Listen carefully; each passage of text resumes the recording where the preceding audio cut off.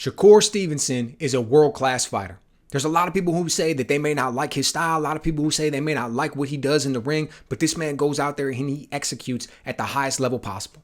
Right? The only thing that we want to see from Shakur Stevenson is him fighting more talented people. We want to see him fighting the biggest and the best people out there because we know that that's the level that he can perform at. So he comes out of this deal with Top Rank. He's going to be a free agent. We know that he turned down millions of dollars in a multi-fight contract because he thinks he can make it happen, because he thinks he can go out there and get even bigger fights or make more money or whatever the case may be. Everybody's waiting to see what it's going to be. And now we hear that he's going to be coming back, sign this 2-fight deal with Eddie Hearn and Matchroom. We're going to get this first fight against Joe Cordina, and it's widely believed that we're going to get the second fight against William Zepeda. Now look, a lot of people don't know Joe Cordina, and it's understandable. You can't know everybody who's out there. But I'm going to tell you this. Go out there and look at a little bit of the film on this guy. Particularly his last fight against Anthony Kakachi. Okay? Joe Cordina knows how to fight. Joe Cordina knows how to go out there and get it done. Like, the first name that came to my mind, and I'm not even sure exactly why, other than maybe the physical appearance and the look, but the first name that came to my mind when I was watching this dude fight was Jorge Linares. He reminds me a lot of Jorge Linares, man. And dude, Linares was so skilled. I encourage you to go back and watch some of his previous fights and watch about he's an offensive juggernaut and what he was able to go out there and produce. A lot of people know him for the losses that he had. Maybe they're thinking about the one with Lomachenko, but don't let that fool you. Don't let that really truly taint the image that you've got of Jorge Linares, because that man is top notch. And I'm watching Joe Cordina, and I'm seeing a lot of similarities in the way that he does things. And he's tall and he's lean and he's long and he's got some really crisp punching. I like the way he's got such a versatility in the way he goes upstairs and downstairs with it. He leads. Man, his counters are beautiful. I love the way he shoots that right hand over the top of the jab with his counters. Great stuff. And to be perfectly honest, even though he lost that fight, and you would think, oh, he went out there and, it was a definitive loss, and the way that it all went down, and he got dropped in the third round and everything else. You go back and you watch that fight, he got caught with an illegal shot in the third round that could not have been more blatant. It could not have been more obvious. This was just a clean, solid, heavy left hook that he got caught with. Dude got like no recovery time. And then Kakachi jumps on him, dude, and he ends up getting the knockdown, and one thing leads to another, and it is what it is. But he came out afterwards in interviews and he said, I have to take this loss. That's the way the cookie crumbles. Boxing is the sport what it is. But when I look back at that fight, I know in my mind I got hurt by that shot. He was in complete control of the fight until he got caught with that illegal punch. If it wouldn't have been for that, if that wouldn't have stunned him, if it wouldn't have led to that knockdown, I don't have any reason to believe that he would have not remained in control of that fight. And still to this day, he would be an undefeated fighter. Now, I don't know if he would have won that fight and he's undefeated if he'd have been getting this fight against Shakur Stevenson. But I'll tell you this, man. A lot of people, as soon as this fight was announced, people were like overlooking him. As soon as this fight was announced, people were talking about how Shakur was going to run through him. We're already talking about the second fight on the deal where he's talking about William Zepeda. We're already thinking about what may be next after William Zepeda. Is that the fight when we're going to see him against Tank? We're finally going to see him step in there against Gervonta Davis?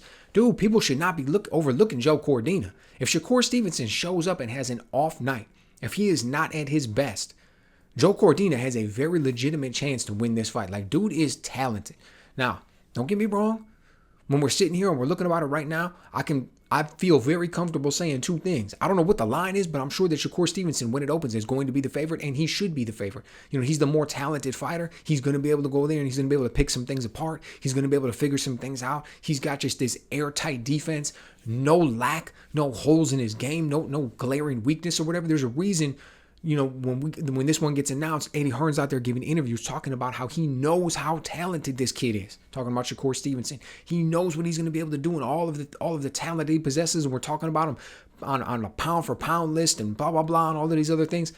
That's the type of skills that he brings. That's the type of talent that Shakur Stevenson brings to the table. Joe Cordina doesn't have the name. He doesn't have those wins. He hasn't been operating at the world-class level. But you go out there and watch him, and the man knows how to fight. He's very good. I don't think Shakur Stevenson is the type of guy that's going to overlook anybody. He appears to me to be a guy who's always going to come in prepared. He's always going to come in focused. There's been a lot of things, particularly dude on Twitter with the whole Twitterson handle and everything else, and all kinds of things outside of the ring and the talking and we know him for. But I don't think that when he steps into that ring on Fight Night, or even when he's preparing in camp, I don't think it's going to affect him negatively. I don't think he's going to show up and be any less than 100%. Who knows what the future may hold? If we're talking about 10 years from now and he's got all that more experience in the game, could there be times when he overlooks an opponent or something like that? Sure. But this one right here, nah. He's at the cusp of making something great happen, and he knows that. He just leaves Top Rank and becomes a free agent, goes over here with Eddie Hearn. We're talking about Williams and Pater. We're talking about other big fights. You've got Gervonta Davis over there, who's more than once mentioned, I don't know whether it's true or not, but he's more than once mentioned that he wants to eventually get a fight with Shakur Stevenson before this is all said and done, and he walks away into the sunset. So there's a lot of things brewing, and all it would take is one loss from Shakur Stevenson to completely upset that apple cart and have this whole thing be talked about in a different light. Dude ain't gonna let that happen. Joe Cordina will have to go out here and make that happen. He would have to take that from him. I don't know if he has the ability to do that if Shakur Stevenson shows up and he's at 100%, but I want to see that fight, man, because Joe Cordina isn't, he's not a chump. He's going to be moving up in weight. I get all that, and I get everything, but dude knows how to fight. So, if Shakur Stevenson goes out here and wins this fight just by a little bit, if he goes all the way up and completely dominates, he'll get the credit in my book, because he's fought a lot of talented fighters before, a lot of guys that, before fighting him, people may not have heard of, people may not have given him their credit. And he goes out there and he makes, I'll take a line from Floyd Mayweather in this one. He goes out there and he makes extraordinary fighters look ordinary. Right now, I'm exaggerating a little bit. I don't know if he's actually fought anybody who's extraordinary, but my point being, he makes people who normally operate at this level look like they're operating at this level, because that's how good he is. He doesn't go out there and get into these slugfests. He doesn't get into these wars. Shakur Stevenson, man, even for all the hate that he gets and people say the boring style and he doesn't do this and he needs to let his hands go and everything else, all of that may be true.